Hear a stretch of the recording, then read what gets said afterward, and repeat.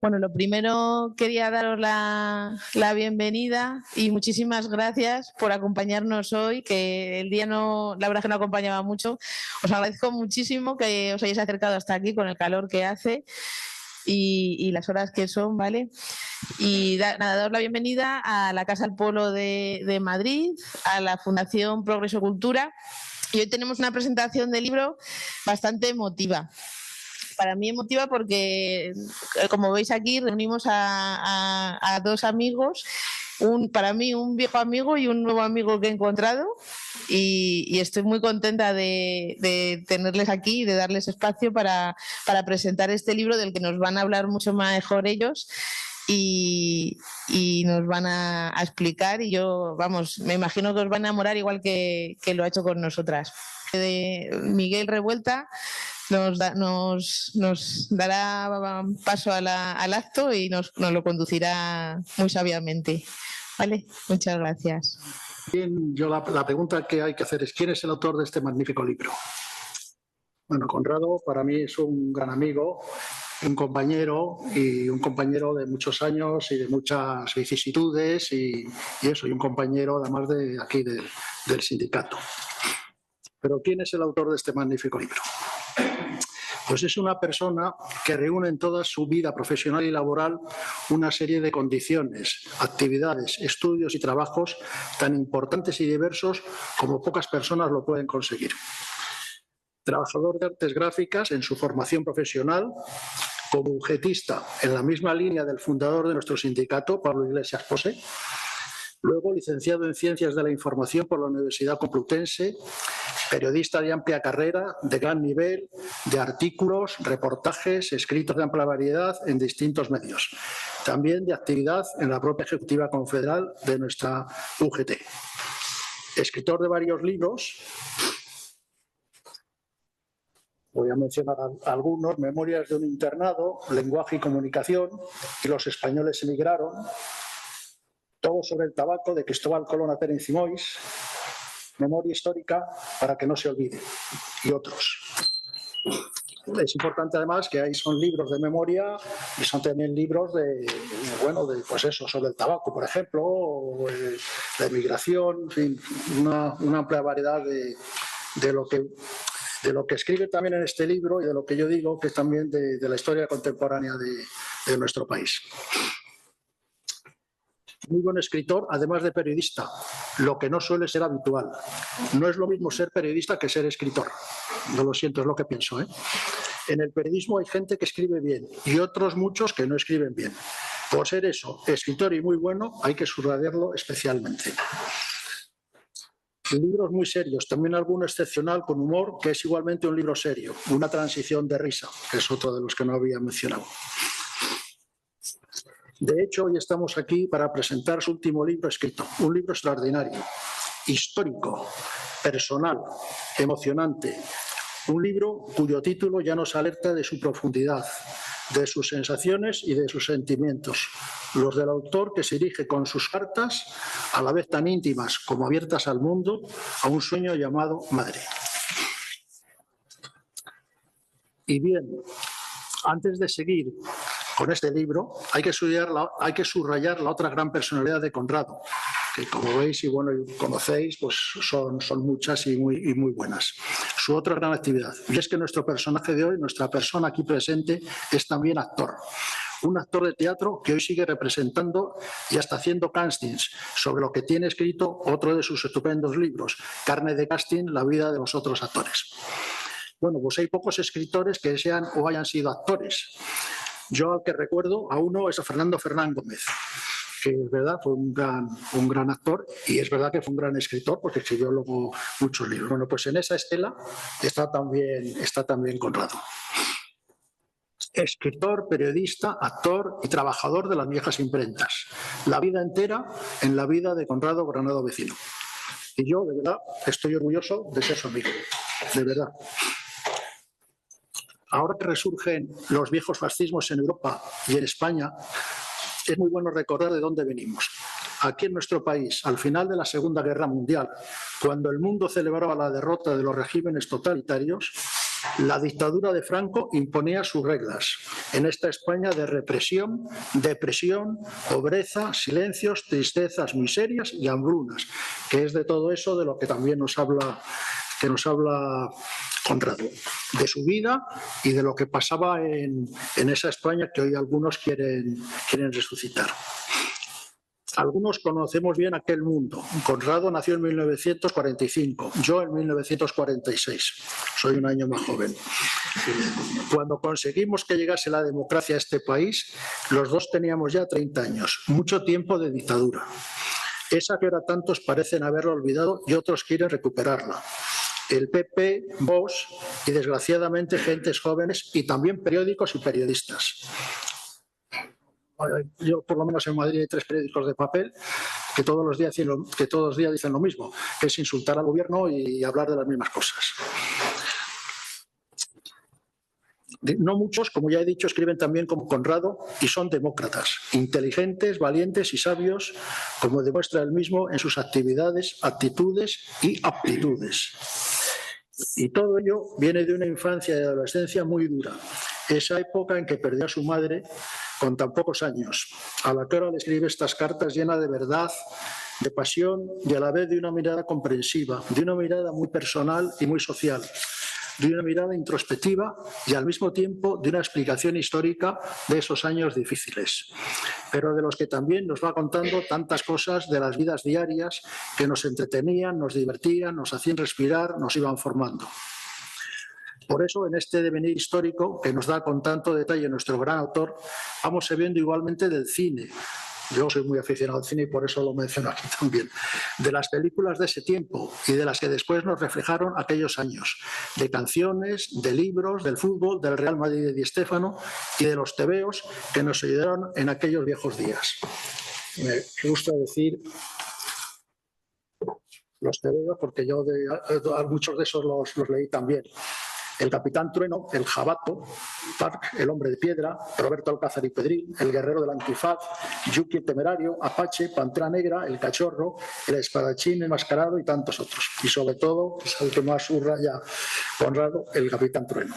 Bueno, eso forma parte, una gran parte de la infancia y sobre todo, yo digo, en mi caso y supongo que en el de también, con esos tebeos empezamos a llegar luego a la literatura y a saber leer y a que nos guste que nos guste la lectura.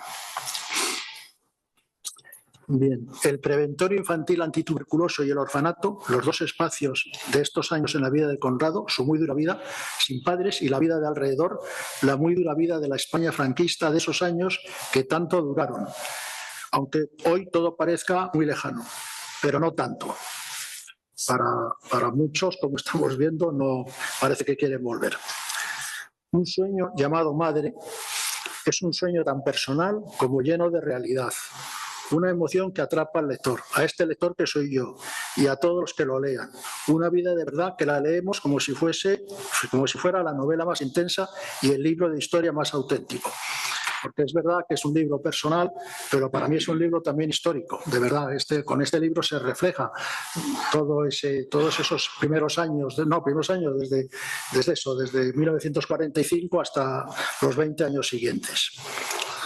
Un niño huérfano que ha sabido ser él mismo una gran persona, un enorme trabajador, un estudioso ejemplar, un periodista relevante, un escritor magnífico, un actor estupendo, un historiador detallista del tiempo que ha vivido, acompañado de su mujer y de sus hijos, admirado por los compañeros, por este compañero que os habla y que quiere insistir en que se lea este libro tan especial y emocionante como necesario. Yo diría que hoy, en el futuro inmediato, ante las amenazas de algunos que quieren volver a lo peor de aquellos días, este libro debía ser imprescindible, de verdad, para saber de dónde venimos y a dónde nos quieren llevar ahora otra vez.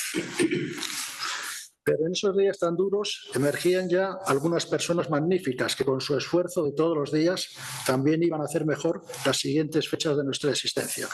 Entre ellos, Conrado. Nuestro gran compañero que al explicarnos su vida nos conmueve y nos da una ejemplar lección de historia contemporánea. Que yo es lo que quiero subrayar, que no solo es un libro personal, sino que es un libro de la historia de España en los años de la dictadura, en los años tan duros que tantos vivimos. Y quiero mencionar aquí pues algunos de los títulos del libro que reflejan un poco ese tiempo y su vida. Bueno, uno de los primeros: Mi querida madre, soy tu hijo y tengo casi 80 años. Eso es nuestra vida, ¿no? Cuando tenemos años y recordamos tantas cosas. 1945, el año que yo vine al mundo. El auxilio social, el lugar donde comíamos los pobres, que todos hay que conocerlo y recordarlo y subrayarlo. Dice: sintiendo tus caricias, mi madre buena, en el recuerdo. Estos son los títulos de los distintos capítulos. La vida en solitario de un niño huérfano. Jesucristo, Franco y José Antonio Primo de Rivera, presentes. Eso lo hemos vivido y lo sabemos, y eso es a lo que muchos quieren que volvamos. El oficio de portero, más allá de los santos inocentes.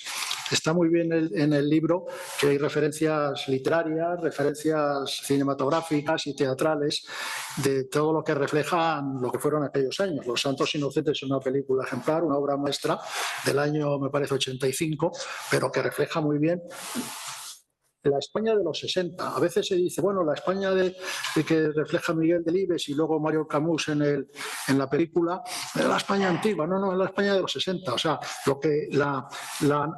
el analfabetismo que había todavía en España y lo que pasaba 30 años después, o más de 30 años después de que hubiese ganado Franco la guerra.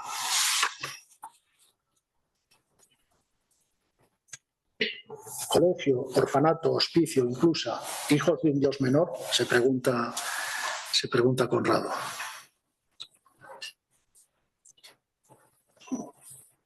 Bestias humanas o curas embutidos en una sotana, se pregunta. Es que eso también es parte de nuestra educación, a veces de nuestra mala educación, como tituló una vez una película Pedro Almodóvar, ¿no? El llamado arte de imprimir, mi primera profesión, pues tan importante en su vida, y además un arte, un oficio que tan relación tiene con el periodismo y con los libros, con la lectura y con la cultura.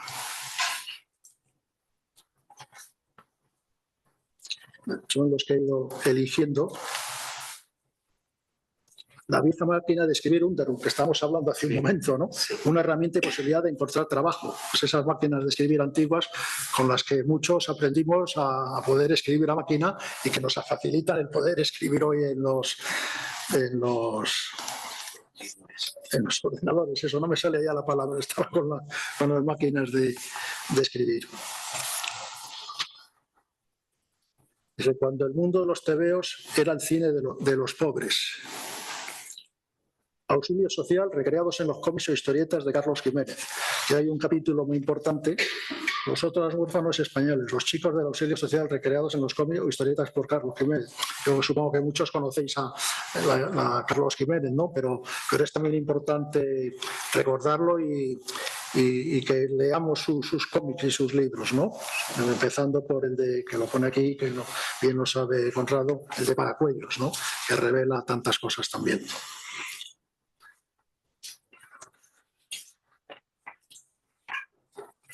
Y por último, quiero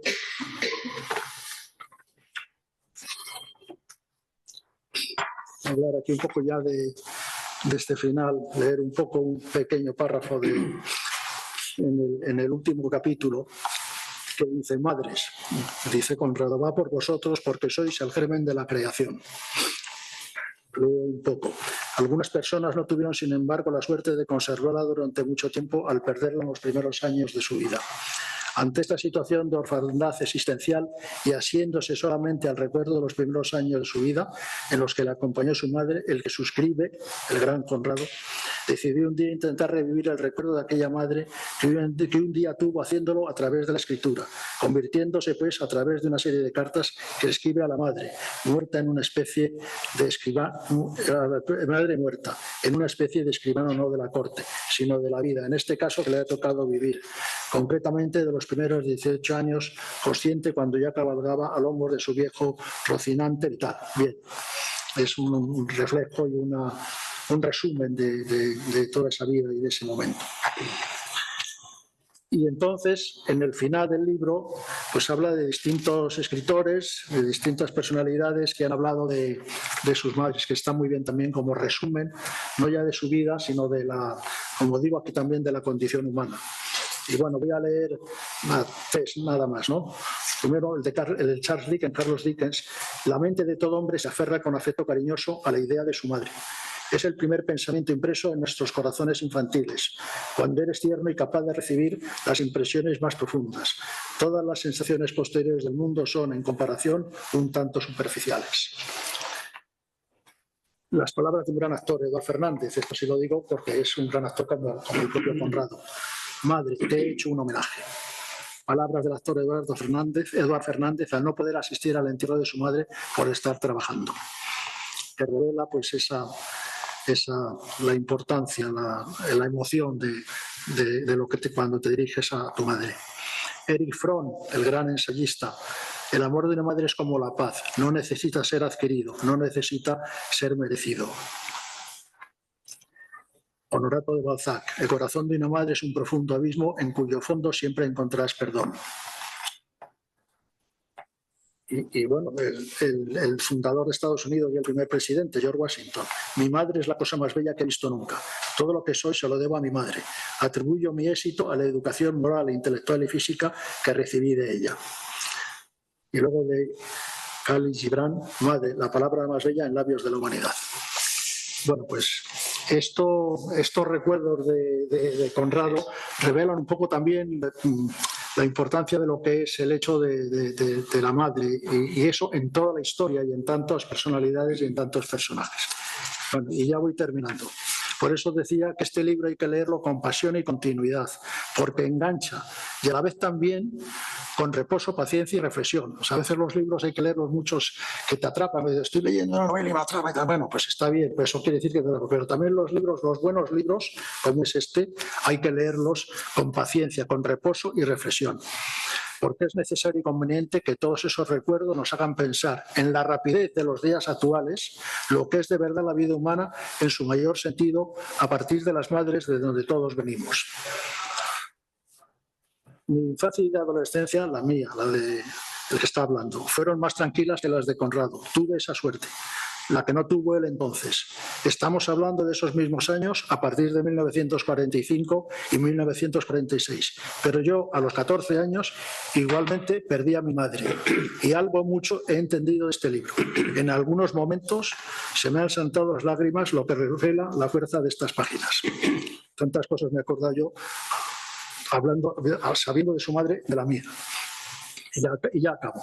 Esa fuerza es también no ya la de la tristeza, sino la de saber que a partir de ese sueño llamado madre se puede construir una vida de esfuerzo magnífico y abierta a tantas nuevas sensaciones y posibilidades. La de Conrado, mi amigo, que con su escritura y sus muy diversas acciones a lo largo de su existencia nos hacen mejores a sus lectores, que es verdad, es lo más importante cuando es un libro. Y de ahí nuestro agradecimiento. Esperando ahora sus palabras, tus palabras, Conrado, a las de este libro que hay que leer para saber de su protagonista, de él. Y sobre todo, y muy en especial, hay que leer este libro para saber de la mejor condición humana.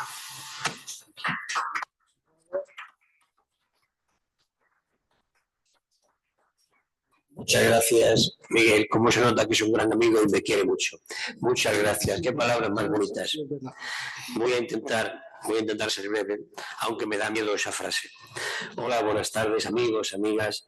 Bienvenidos y gracias por vuestra presencia.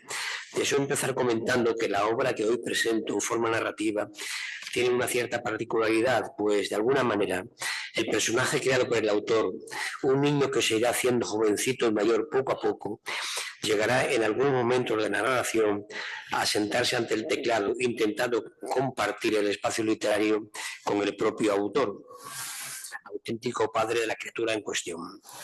Y ello porque, y sencillamente, a esas alturas de la vida, el autor en cuestión cabalga ya a lomos de un jamelgo de casi 80 años y ha decidido dar vida literaria al niño que conoció en su infancia.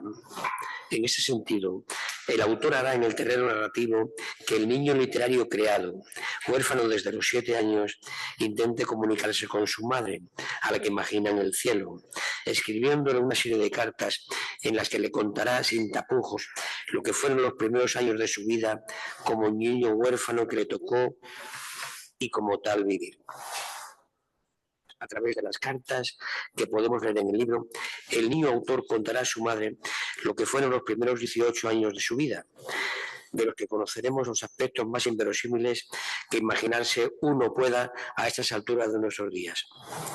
Obligado a convertirse en un modo de hombre con apenas 7 años, tras oír a sus espaldas la frase «tu madre ha muerto», tendrá que vivir, alimentarse de cualquier cosa que encuentre a su paso en una España de posguerra y miseria y hambruna, ya sean pájaros, lagartos, ranas, en un pueblo donde el extraperlo estaba para muchos a la orden del día, como única forma de subsistencia. Al haber sido por nacimiento hijo de madre tuberculosa, enfermedad mortal por aquellos años, el niño se ha recluido en un llamado preventorio infantil antituberculoso, donde se le cuidará lógicamente junto a otros niños en su misma situación. Y como tal niño huérfano, será después internado en un orfanato, si bien para parte de la sociedad de aquellos ya lejanos 50, 60 del pasado siglo, dichos centros eran dominados con nombres tan peyorativos e hirientes como asilos, hospicios e inclusas lugar de niños expósitos. De alguna manera, aquellos lugares venían a ser, y el autor los describe perfectamente, los centros donde se recluía a los, por llamarlos de forma peyorativa, algo así como los hijos de un dios menor, o también los hijos de nadie, o los hijos del pecado, o incluso llegando al caso que me tocó oír más de una vez, los hijos de puta, y todo por haber tenido la desgracia de ser niños huérfanos. En ese sentido, las páginas de este libro que hoy presento, Cartas a un sueño llamado Madre, pretenden ser de alguna forma el daguerrotipo, la fotografía en blanco y negro de niños de miles huérfanos que fuimos y vivíamos en una España de hace poco más de medio siglo, donde el orden más absoluto y las necesidades más elementales se daban la mano en aquel país en el que nos tocó vivir. Quiero recordar ahora que, como dice el escritor Fernando Aramburu, cuando se llega a una determinada edad, de vez en cuando nos gusta pasarle la bayeta a los recuerdos, lo cual es una verdad que late en el pecho de miles de personas que cabalgamos a lomo de nuestros muchos años ya vividos. Y creo sinceramente que algo de eso ha debido de suceder en el origen de la argamasa de papel que conforman las tripas de este libro. El primero de ellos es el autor, que en este caso lleva más de medio siglo dándole a las teclas, cual escribano en la corte o periodista, profesión que ha tenido por oficio a lo largo de su vida y sigue teniendo. Por esas cosas de intentar pasar la bayeta a los recuerdos, llegado el momento decidió crear un personaje de ficción, que en realidad es el personaje que siempre ha llevado encima. Siguiendo la trayectoria marcada por el autor o padre literario de la criatura, a través de las cartas conoceremos al niño, cómo era su vida en aquel pueblo extremeño en el que nació y al quedarse huérfano de padre y madre a muy temprana edad. En la segunda parte el autor describirá su internamiento en un lugar llamado Preventorio Infantil Antituberculoso, y ya en la tercera y última parte del libro conoceremos que ese niño ingresará en un internado destinado a niños de su misma situación, es decir, a los niños huérfanos, a los niños abandonados. Se trata, por tanto, de una historia un tanto difícil de comprender, y ello por la osadía, o más bien la necesidad que han tenido uno u otro, autor y personaje de ficción, creado el efecto de explayarse tal y como fueron y son cada momento dando rienda suelta a sus sentimientos sin respetar los cánones del mundo literario al uso. En el caso que nos ocupa, lo que realmente sucede es que en el fondo de esta historia, real como la vida misma, tanto uno como otro, autor y personaje encargado en el niño huérfano, han sido la misma persona a lo largo de su vida, de sus vidas. Es decir, que el autor ha llevado y sigue llevando dentro de sí, en las entrañas de su ser, al niño que, por fin, y a través de una serie de cartas, le va a ser permitido hablar, comunicarse con su madre. Concluyendo, podría decirse que las páginas de este libro pretenden ser, de alguna manera, el diario de a bordo de un niño huérfano que desde los 7 años fue consciente de que su vida cambiaría para siempre. Junto a ello, el autor también puede decir con sinceridad: he tardado cerca de 80 años en escribir estas cartas, pero al fin he dado vida al niño que, yendo dentro de mí, sigue existiendo y añorando a la madre que perdió. Gracias, respetable público, una vez más por su asistencia, y ahora me tienen a su disposición para lo que deseen preguntar, o bien al autor o al niño que de vez en cuando se ha puesto delante del teclado durante los 2 años que ha durado el parto literario. Muchas gracias de nuevo por su asistencia y me tienen a su disposición. Yo quería preguntar, sí. ¿En qué pueblo? Porque además en el pueblo donde yo nací, en Albuquerque, en el campo de Albuquerque se rodó precisamente a los Santos Inocentes. Sí. Entonces, estoy deseando leer estas cartas de ese niño y esa dirección. Fue un pueblo de la provincia de Cáceres llamado Torrejoncillo.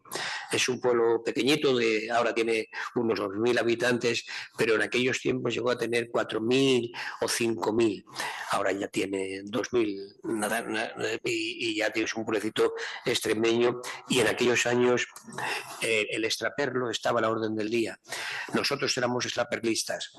Mi madre era extraperlista, lógicamente, y nosotros comerciábamos porque estábamos cerca de la frontera de Portugal, con aceite, con café, porque entonces Portugal era una gran posesión, porque tenía colonias muy importantes, había mucho café, mucho aceite y demás, y nos tocó ser extraperlistas, que no me da ninguna vergüenza. Éramos extraperlistas de boca monta, porque lo que se trapicheaba de un vuelo a otro era aceite, o era tabaco, o era café, estas cosas de andar por casa. De hecho, la palabra extraperlo viene de dos extraperlistas famosos que aquí en Madrid intentaron montar un negocio a gran escala, y de hecho lo montaron. Uno se llamaba Strauss y el otro se llamaba Perlo, y ahí unieron la palabra, y por eso fue la palabra extraperlo. Y ya te digo, ese fue el tema. Yo tengo una anécdota, por ejemplo, que la recuerdo, pues ya de mi madre recuerdo muy poco. En una ocasión mi madre se olió que la Guardia Civil, porque si te cogía la Guardia Civil, te quitaba todo lo que tenías. Nosotros teníamos una mula, claro, si te quitaba la mula y te quitaba los pellejos, te quitaba la vida, no te quedaba nada, eras un muerto de hambre, que ya casi lo eres en realidad. Y recuerdo que en una ocasión mi madre se olió que iba a entrar la Guardia Civil en mi casa. Yo la recuerdo, alguna escena se puede recordar. Y entonces, ¿qué hizo ella? Los pellejos, porque el aceite se transportaba en unos pellejos de cabra, me parece, se llamaban pellejos, la piel, cosidos, se transportaba de una parte a otra, y lo que hizo mi madre fue, en el corral, donde teníamos gallina, donde teníamos, en fin, los animales que se tenían en una casa, metió los pellejos debajo de la mierda, cavó y metió los pellejos, y entró el Guardia Civil con el fusil en mano, y allí de mala manera te puedes imaginar, un Guardia Civil en aquellos años era un dios, pero claro, la mierda logró tapar el olor del aceite, y lógicamente el Guardia Civil no se puso a acabar en la mierda, y ahí logramos salvar el tema. Ahí hay otros muchísimos capítulos. Por ejemplo, el primer regalo que yo tuve en mi vida fue una tarjeta de racionamiento. ¿Eso por qué? Porque en aquellos años de posguerra y en mundo había mucha hambre, comer 2 o 3 veces al día ya era mucho, algunos comíamos una vez cuando comíamos, te daban la tarjeta de racionamiento, que era un librito con cupones, y a través de esos cupones tú te correspondía a lo mejor un cuarto de litro de aceite o medio litro medio kilo de garbanzos, en fin, y eso fue mi primer regalo. Y tengo todavía aquella tarjeta de racionamiento y está fechada 26 días después de nacer yo. Es decir, que a mí con 26 días me hicieron el primer regalo, que fue una tarjeta de racionamiento para poder intentar medio comer. Y otras muchas cosas. Lo que me quieran preguntar, me tienen... Venga, ánimo, Mariano. No estaba... Yo quería decirte que tuve mucha suerte el día que nos conocimos. Sí. Eres uno de mis mejores amigos, si no el mejor. Me has ayudado muchísimo en el camino de la vida. Siempre has tenido las ideas muy claras y siempre las has compartido. Hemos pasado muy buenos ratos y hemos aprendido mucho el uno con el otro. Pero bueno, traía muchas cosas. Pero yo creo que ahora el libro a mí me ha servido para aprender cosas que no me las habían enseñado o se me habían olvidado de la sociología y la política de los primeros 2 años. Entonces me ha sido muy útil y creo que tendría que leer, ya ha dicho el presentador también, todos los chavales de ahora, que si no, no lo van a aprender nunca, no lo van a leer en ningún sitio. Y está muy bien expresado. Yo me he recreado mucho en ello, he ido despacio, imaginando, he tardado más de lo habitual, pero he disfrutado mucho con el libro. Y pienso seguir disfrutando y pienso seguir recomendando, no para venderlo, sino para que tengan éxito las personas que lo lean. Porque ahora hay muchos problemas en los chavales de instituto y de formación profesional. Problemas gordísimos que no salen porque no es conveniente que salgan. De cortarse los brazos, de tomar pastillas para suicidarse. Bueno, puedo hablar de un colega mío que al segundo día de empezar el curso ya hizo 5 expedientes, en la semana siguiente abrió 7, etc. Se quería suicidar y se veía un desastre. Y estudiar es muy duro. Pero es porque no conoces la vida tuya. Si no, no sería duro, sería muy fácil y muy interesante. Muy interesante porque la posibilidad de dar resultados positivos, ¿no? Entonces, creo que en algún centro conseguiré que efectivamente traten de que los chavales lo que se comente, ¿no? El favor de los chavales. Yo lo he comparado con las gotas de aceite. La área de mi casa últimamente funcionaba mal el muelle que hay para cerrarlo y para abrirlo. Y bueno, había comprado 2 o 3 caracambias, pero un día lo desenrosqué, le eché una bolita de y funciona de maravilla. Ahora le aprieto y se cierra, le aprieto y se abre y suena de maravilla. Y esa bolita de aceite, desde este punto de vista psicopedagógico, es lo que necesitan los chavales. Y un mundo así, donde una persona luchadora ha conseguido lo que ha conseguido, y te falta la segunda parte. Porque si viene la segunda parte, dirían, pues merece la pena luchar. Pero bueno, solamente ver cómo ha llegado hasta aquí, luchando, ya es importante.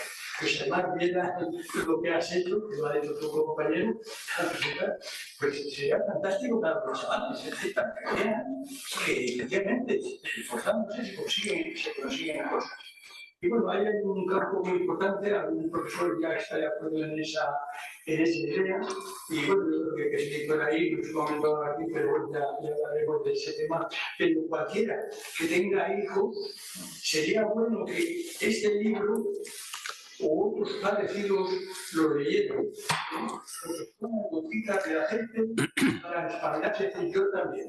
porque además de lo que ve en el otro, también le debéis sacar para automensajes, para decirse, yo, fulanito de tal, también puedo, también lo voy a hacer. Es otra cosa que no se da habitualmente en los centros académicos. Entonces, bueno, pues ahí hay mucha enseñanza. Así que, por mi parte, muchas gracias. Y bueno, el éxito de que está ahí, es decir, ese libro está interesante ahora y aquí a 20 años y aquí a 40. O sea, que se ve efectivamente lo que es el camino de la vida, lo que es el pelear para conseguir cosas mejores y para sobrevivir. Pero me acuerdo cuando estabas en la mesa aquella con los centros con tu tío, ibas a 15 días, muchas veces, sí.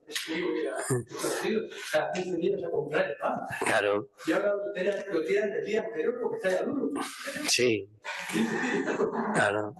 Muchas gracias, Faustino.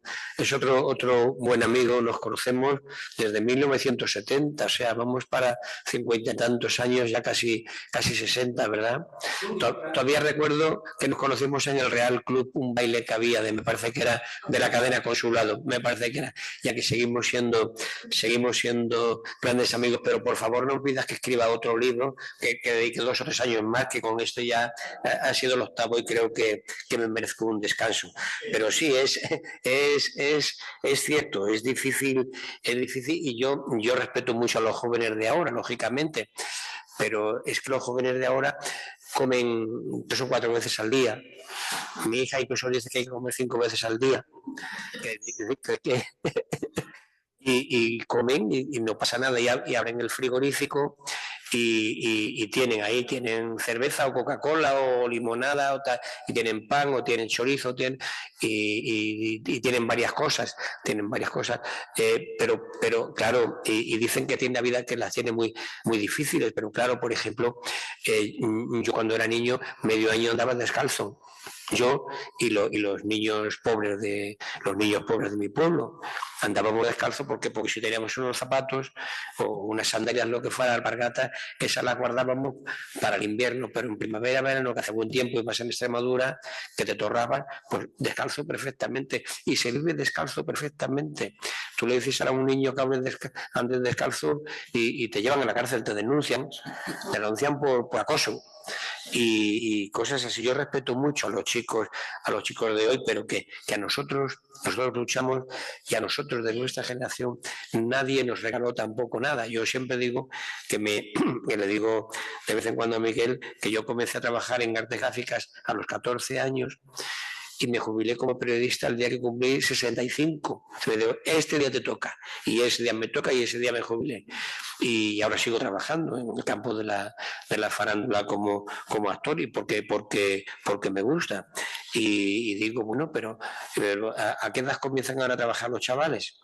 Los habrá de todo, no habrá de todo, pero es más, a los 14 años está prohibido. Ahora que se comienza como mínimo a los 16. Yo lo sé porque me pasó un caso haciendo con una chica que quería ser actriz, y ella tenía 14 o 15 años, era hija de unos amigos argentinos, y la madre me decía, no, que vaya contigo a los castings y demás. Y yo digo, bueno, pero normalmente va la madre o el padre a un casting, a una menor, y yo no sabía que hasta los 16 años tenía que ir incluso a un casting, tenía que ir acompañada. Una persona de 14 años tenía que ir a un casting con una persona mayor, acompañada, para que respondiera ante ella. Y llegó una chavala que lógicamente tenía mucho interés en conversar el mundo, en ser una gran actriz. Y llegamos allí y se me queda mirando una chica de la oficina y digo, joder, me dice, ¿usted quién es? Y le digo, pues un amigo de la familia. Y dice, ¿no es usted su padre? Digo, no. Me mira así con una cara como diciendo, hostias, qué liga hay aquí. ¿No es usted su abuelo? No, no. Y dice, bueno, pues tiene que venir o su padre o su abuelo, un familiar sanguíneo, ¿no? Y lógicamente llamé nos fuimos a una cafetería, llamé a su padre era médico anestesista, argentino muy bueno, trabajaba en un hospital privado, de los muchos que hay aquí en Madrid, y le dije, oye, mira, vente con a tu niña, a hacer el casting con tu niña, que yo no, o sea, a mí no permiten hacer, yo tenía 14 o 15 años una chica, y nos metimos en una cafetería, pues, imaginaros que para hacer el casting una niña con 14 años se ponen todo peripuestas, con una minifalda, con unos tacones, con tal, y nos fuimos a una cafetería, pues yo tenía una, por cada distrito de Madrid, por cada zona de Madrid, tenía una cafetería, porque te quedan muchas horas muertas que hay a tomarte un café, y nos metimos en la cafetería a esperar, y la gente nos miraba, yo tenía entonces 65 años, la chavala 14 o 15, ella tomándose un chupachus y yo un té. Y ustedes, vaya pinta que teníamos los dos, vaya pinta que teníamos los dos. Y por fin entra ya su padre a la cafetería y yo digo, por fin viene tu padre, por fin aquí está tu padre. Digo, pues yo tenía hay un corte, pues dije, porque la gente lo mínimo que pensaba, una chava con minifalda, con peripuesta, con tacón, tomándose un chupachus. Y yo con 65 años tomándome un té. Y dije, joder, vaya pareja, esto es lo que están haciendo. Y cuando entró el padre me entró una alegría, pues me digo, ya está tu padre ya está aquí, llévatela. Pues yo te digo que, bueno, y capítulos hay, ya te digo, hay otra cosa que me ha preguntado también a algunos, que es una fase muy dura. Nosotros éramos huérfanos. En el orfanato había niños, éramos niños huérfanos de padre y madre, o huérfanos de padre, o huérfanos de madre. Algo te faltaba el padre o la madre, o las dos cosas. En mi caso eran las dos cosas. ¿Y por qué nos llamaban los hijos del pecado? Porque para aquella sociedad peripuesta de aquellos años de comunión diaria y misa de 12, un hijo de una madre soltera era un hijo del pecado. O también podía ser un hijo de nadie. ¿Por qué? Porque en la puerta del hospital provincial, en el bajo del hospital provincial, existía la casa cuna. Niños que se abandonaban allí y salían las monjas y lo cogían.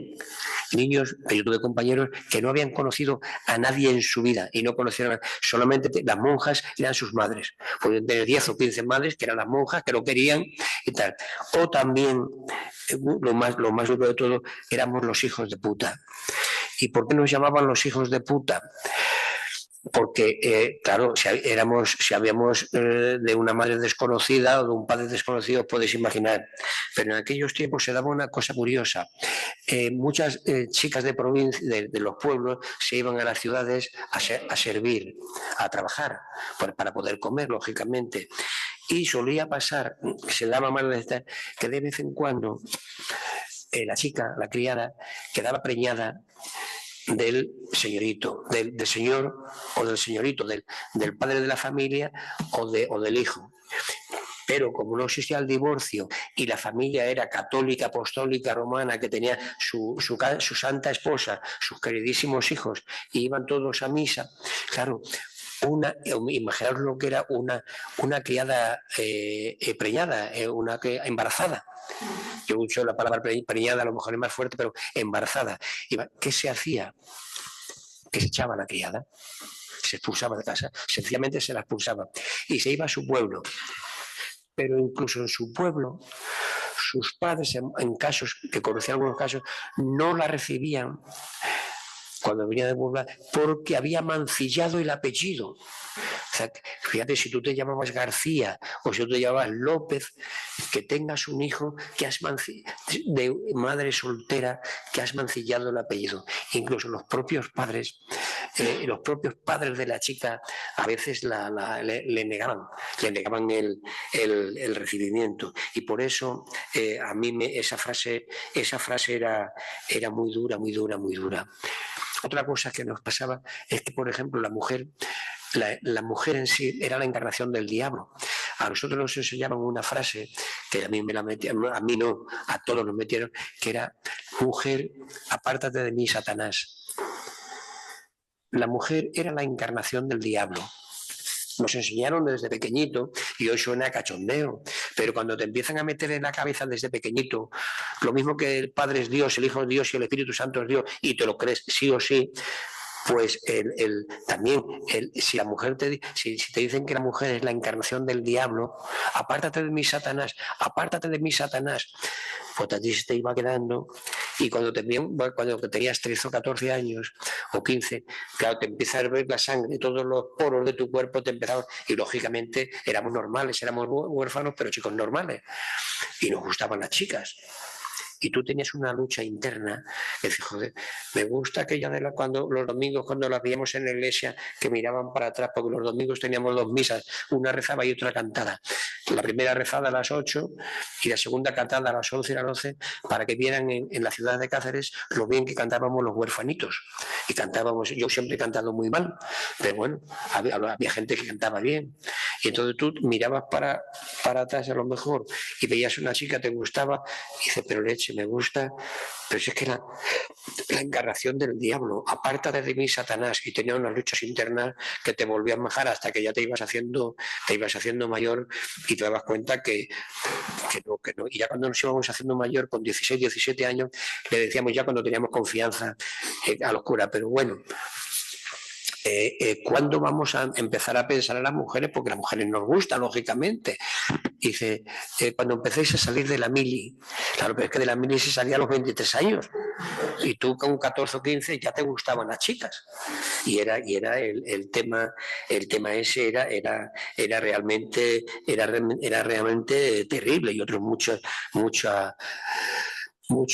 cosas, muchos capítulos, pero seguramente que me parece que Mariano quiere preguntar algo. Mariano. Bueno, pues no sé si preguntar o no. No, lo que tú quieras, hermano. Ahí donde me veis, me parece un tío bajito. Soy bajito, no me parezco, soy bajito. Pero tiene una talla intelectual y moral. Bueno. Gigante. Bueno, pues este Mariano cuando me quiere. Eso, sin duda, es, entre otras cosas, por los genes de tu madre. Eso es así. Eso lo tenemos todos. Yo a Conrado le conozco de hace ya bastantes años. Muchos. Y bueno, Conrado es un hombre del Renacimiento. Joder. Sí, Tienes razón. El Renacimiento, por poner un Leonardo, hacían de todo. Arquitectos, pintores, escultores, ingenieros. Pues Conrado es un poco así, ha hecho de todo. Gracias, Mariano. Ya lo ha dicho antes Miguel, se te ha olvidado una cosa, Miguel, su carácter, su faceta de ser un tío que hace unas viñetas fabulosas, periodista. Ahora es el periodista, el decano de la agrupación de periodistas. Bueno, me está llamando viejo, me está bueno. Pero yo tengo la Estoy condenado. Tengo la suerte de ser su compañero. Sí, y tú el mío, te lo agradezco. Y realmente, no he leído el libro, pero el título es magnífico. Muchas veces, sobre todo cuando va a salir un artículo o el título te llama. Y aquí el título te llama. Algo por haber contado tanto Miguel en el Perú como el propio Conrado. Es una parte de la historia de España que es bastante desconocida, porque de esa parte solo conocemos lo que han escrito los historiadores, o como han dicho también Miguel, lo de los santos inocentes de Libes, que luego la llevó Mario Camus, pero es desconocida esa parte. Yo tengo una hermana que ha cumplido 71 años, ayer. Y mi madre me decía que empezáramos a vivir mejor cuando ya casi nací yo en el 58. Las cartillas de racionamiento que dice Conrado creo que estuvieron hasta el año 52. Las cartillas de ración 52. Yo en lo que he mirado he visto 54. Pero pues algunos más, pero fueron hasta el 52. En el año 39 hasta el 52 por 54. Los años del hambre fueron de año 1939 a 1951. Entonces, más o menos. ¿Cómo más decir de él? sino tengo el orgullo de ser amigo suyo y de ese privilegio. Y creo, Conrado, que te has hecho a ti mismo, eso es evidente, pero llegan los genes de tu madre. Y eso es magnífico. Y este homenaje que le has hecho a ella, porque en realidad es un homenaje a ella. Sí. Eso es que no solo te honra, sino que al final, como dice Miguel, cuando lo lea, pues lloraré, porque esto no es un libro para llorar. Entonces, gracias, no solo por este libro, sino por todos los que has escrito, y sobre todo porque es mi compañero y amigo.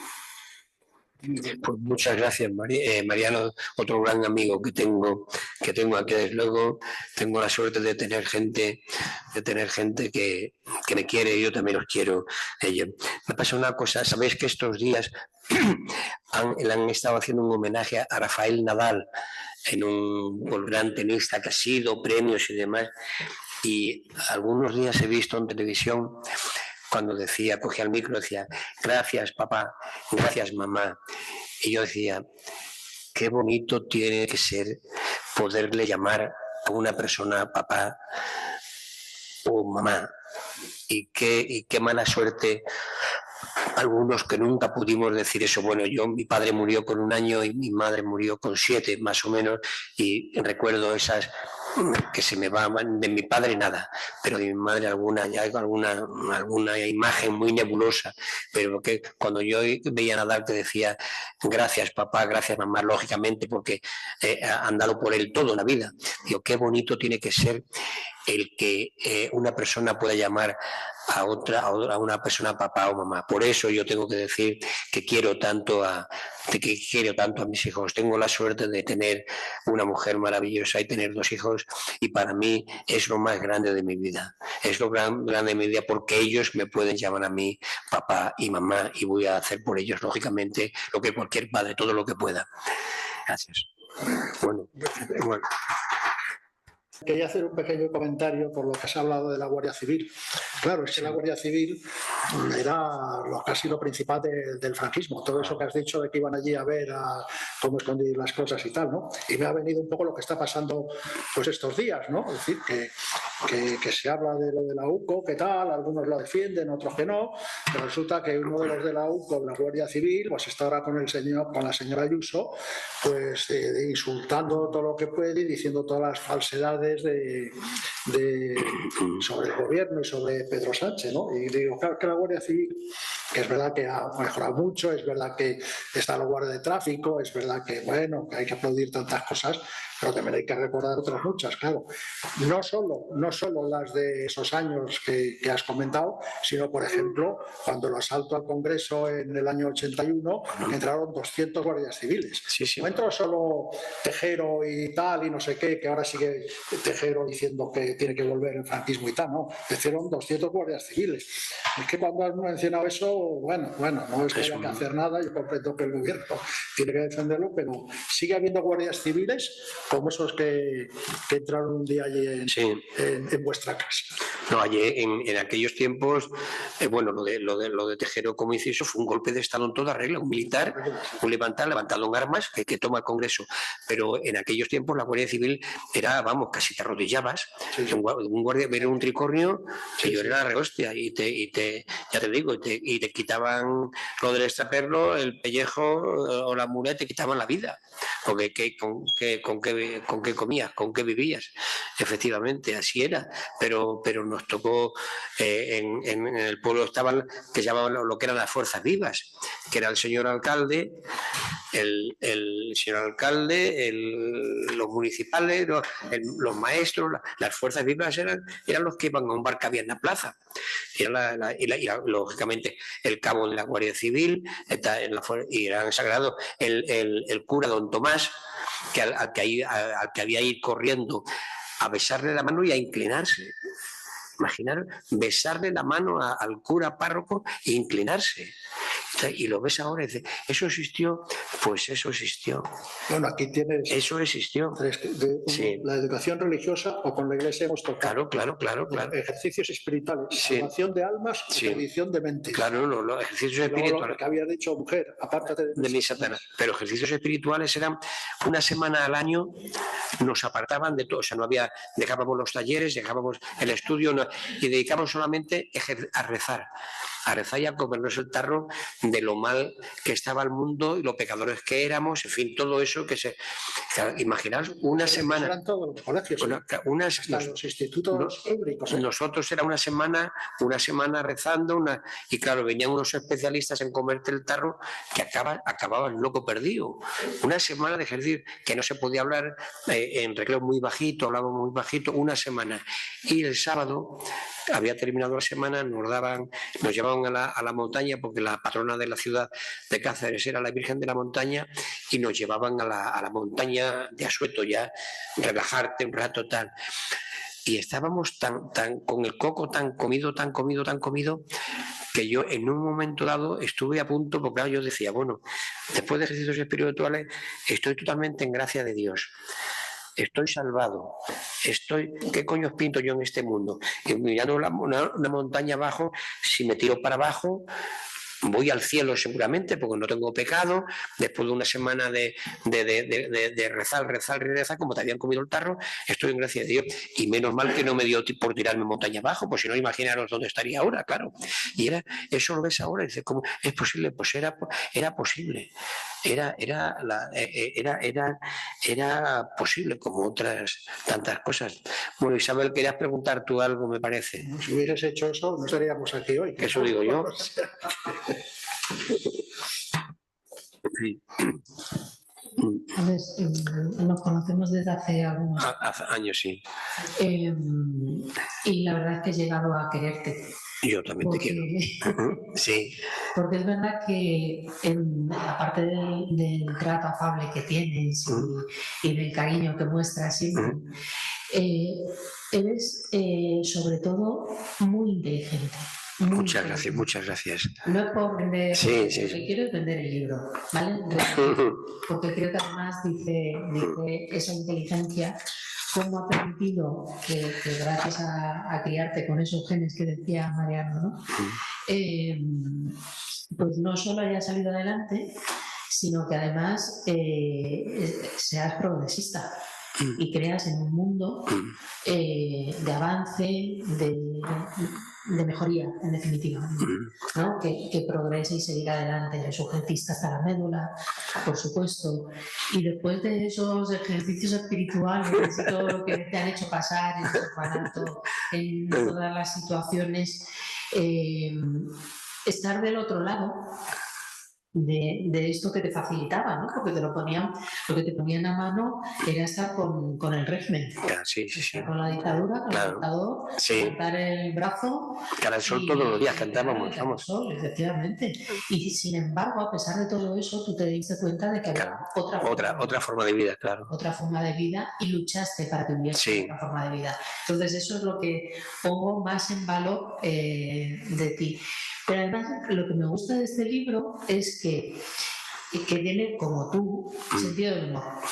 Que cuenta las cosas siendo absolutamente trágicas, porque cuenta situaciones de hambre, de miseria, de persecución, o sea, cuenta cosas que cualquiera que lo pueda contar lo podía contar sufriendo, pero tú siempre pones ese punto de humor para no soltar la lágrima fácil. Yo creo que es una de las características también tuyas y de todo lo que escribes, ¿no? De los otros libros que presentamos en la Fundación.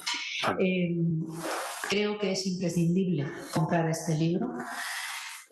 Espero que tengan muchísima suerte con él. Yo lo recomendaré por donde vaya, porque también lo decía Miguel, ¿no? Creo que ha hecho una presentación magnífica. Creo que es muy importante saber qué pasó, sobre todo para que no se repita. Sí. Decimos que no se va a repetir la época del hambre, que no... que esas situaciones no se pueden volver a pasar, pero es que pasas por algunos barrios y ves a gente Sí. malviviendo, que están viviendo en la calle, que están viviendo en el aeropuerto, durmiendo en el aeropuerto, Sí. que están pasando absolutamente miseria, en algunos casos siendo trabajadores y teniendo un salario, pero un salario que no le llega para vivir. Entonces, creo que no debemos olvidar esa perspectiva de que, a pesar de que podamos estar acomodadas muchas personas, por suerte y por nuestro esfuerzo, también hay muchas personas que siguen estando en esas situaciones y que es una obligación de las personas que tenemos conciencia luchar como lo has hecho tú, no solo para salir tú adelante, sino para sacar adelante a otras personas. Así que gracias por muchas gracias, Isabel, otra buena compañera. Yo también te quiero mucho. Yo he procurado la vida que me tocó, no he tenido otra, y con respecto a mi forma de pensar, bueno, a Willy Brandt, un gran político alemán, lo conocí en Berlín cuando, no es que yo tomara el té con él, pero vamos, era alcalde de Berlín cuando yo vivía en Alemania. Yo estoy en dos organizaciones de izquierda desde la clandestinidad. Y eso costaba porque en la clandestinidad, al estar prohibidas, era peligroso, vamos, te jugabas bastante.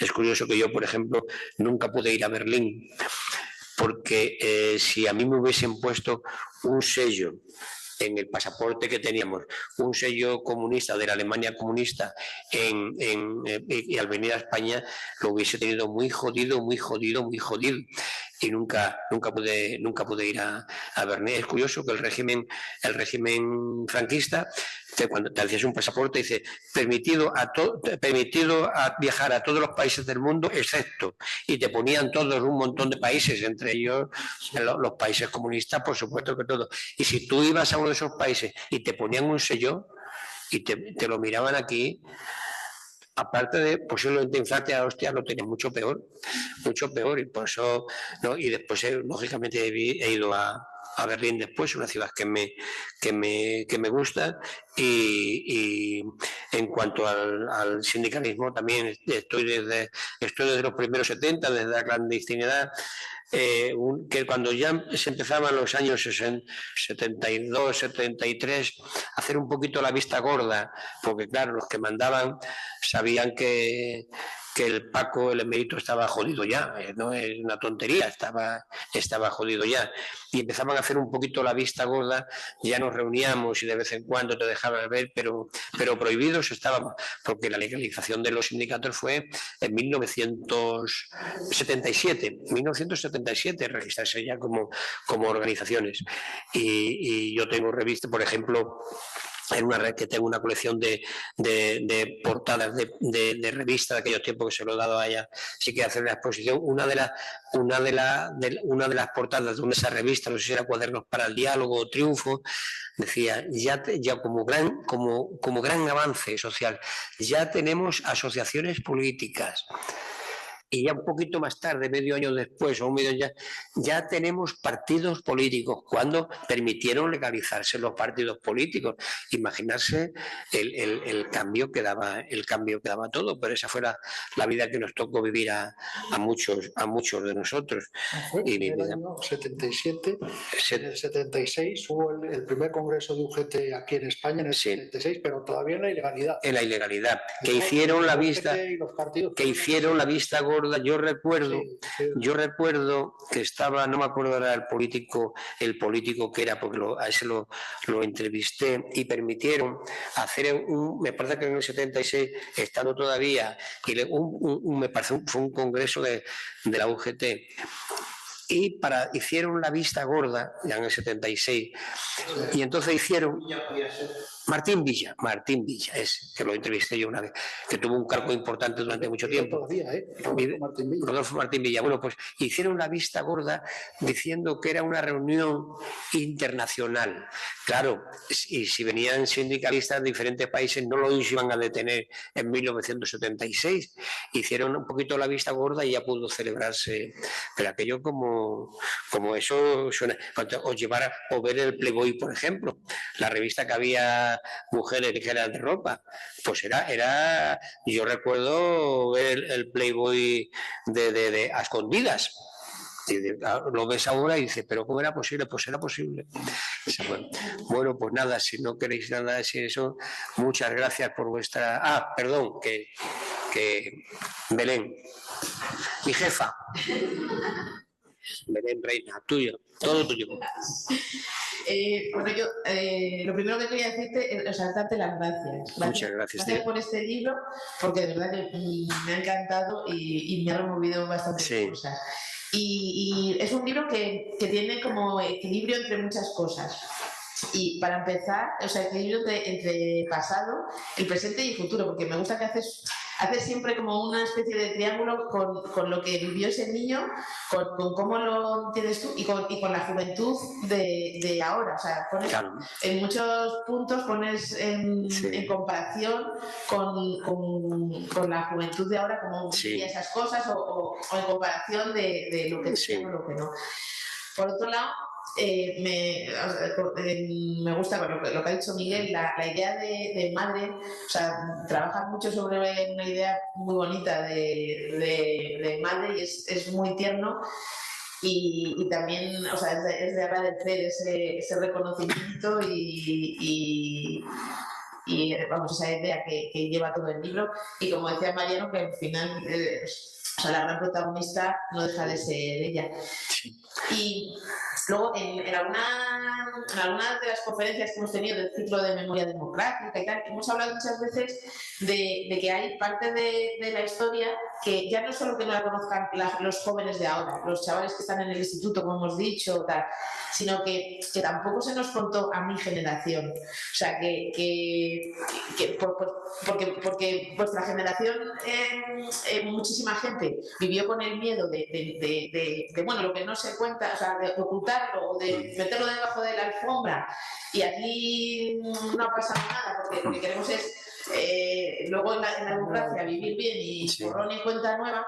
Entonces mi generación se ha quedado muy coja en conocer de verdad ciertas realidades, y entonces yo, o sea, se pone mucho hincapié en que la juventud conozca, pero creo que es que o sea, el fallo es que los padres que somos, o sea, yo tengo hijos ya en el instituto, los padres que somos hijos de estos niños de ahora, tampoco se nos contó, no se nos contó todo, no se nos contó bien, ¿no? Y entonces también es una idea que a mí siempre me da vueltas. Sí. Y luego me quedo con ganas de saber más. Esto es un poco como, yo sé que has dicho que no te pones a escribir ya, pero es como, bueno, ¿y la segunda temporada para cuándo?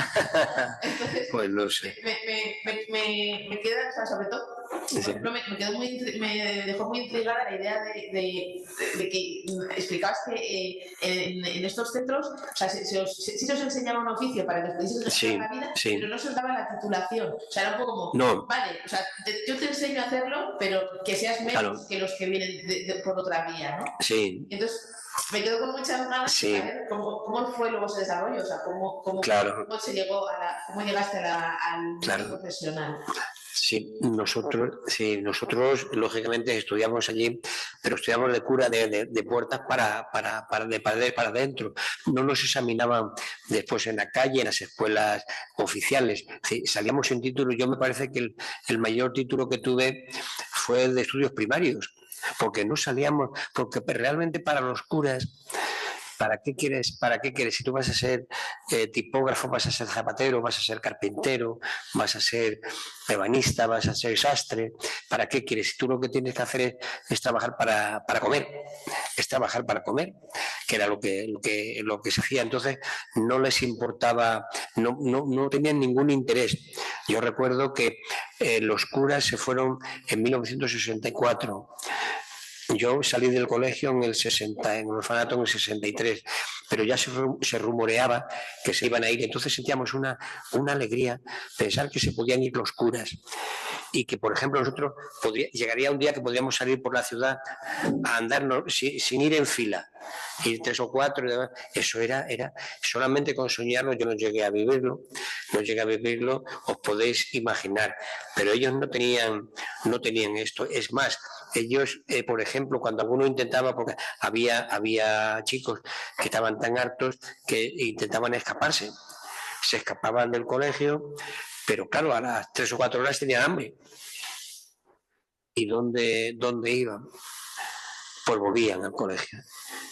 Y los curas te decían, ¿dónde vas a ir? ¿Dónde vas, hospiciano? Si no tienes dónde caerte muerto. Y lo triste que es que esa era la verdad, pero que te la dijera un cura, ¿dónde vas si no tienes dónde caerte muerto? Y yo después de que salí de la mili, después de que salí del colegio tuve que hacer esto, el título reconocido y hacer la universidad. Yo trabajaba de noche, estuve 10 años trabajando de noche. Trabajaba de noche, dormía por la mañana e iba a la facultad por la tarde los 5 años. Lo hice en 5 años, pero trabajé 10 de noche. Empecé de cajista de imprenta, después linotipista, después la fotocomposición. Las artes gráficas evolucionaron mucho en unos años. Y ahora por ejemplo, estos libros que se hace por impresión digital, que creo que es la rehostia ya. Y a mí me gustaría, si alguien conoce alguna imprenta, que quiero ir un día a alguna imprenta, porque yo soy del Paleolítico Inferior. Nosotros componíamos el boletín oficial de la provincia de Cáceres a mano, con un componedor, y ahí vas metiendo letra a plomo. Letra, y después hacer una línea, las ibas colocando y demás. Y yo cuando me he enterado de lo que es la impresión digital, es que me han contado que es como unas máquinas modernas que te van imprimiendo y te van encuadernando, pero que te lo hacen todo. Y digo, me gustaría ir un día a una imprenta, porque claro, para mí eso ha evolucionado 500 años. Si yo de donde vengo, desde las artes gráficas clásicas, pues ahora es el tema. Y así ya lo hice y afortunadamente logré hacer la carrera y he tenido la suerte de vivir de la profesión que me gusta, que es el periodismo. Claro, y he trabajado y estoy contento conmigo mismo, vamos. Quería ser periodista y fui periodista, claro. Eso que dices, Conrado, de verdad, de cómo cambian. Yo trabajé en un periódico, en publicidad, no como periodista, y efectivamente en el periódico, que era el diario Ya, que lo he conocido mucho. Había 1000 trabajadores, estoy hablando de los años 70, y de lo que menos había era periodistas. Sí, porque todos eran lo que dices tú, los talleres, sí. Y yo he conocido el momento en que desaparecieron los talleres y ahora ya en un periódico no hay ningún taller, son máquinas. Sí. Claro, yo tengo, cuando me han dicho lo de la impresión, dice impresión digital, y les pregunté, oye, ¿qué es eso de la impresión digital? Y metí en el Google y es que creo que lo hacen los libros ahora sobre demanda, que te hacen los libros sobre demanda, y debe ser la rehostia lo que han evolucionado las artes gráficas, como todas las profesiones, claro está. A mí es que me gustaría, porque por ejemplo, cuando era linotipista, nosotros teníamos por ley, nos tenía que dar la empresa medio litro de leche por día para tomarlo, porque trabajábamos con plomo líquido y el plomo era plomo, antimonio y estaño, y por ley teníamos, por convenio colectivo, nos tenía que dar la empresa medio litro de leche diario. Y yo trabajaba de noche, pues a las 2 o las 3 hacías una pausa, ibas y te tomabas tus vasos de leche. Pues era plomo, antimonio y estaño, era el plomo que hacían, claro. Bueno, pues aquí me tienes. Muchas gracias, Belén, y ya sabes dónde me tienes, ya sabes lo que te he dicho. Si quieres de cara a las portadas, esa pues ya interesante. Bueno, pues si no tenéis más, muchas gracias.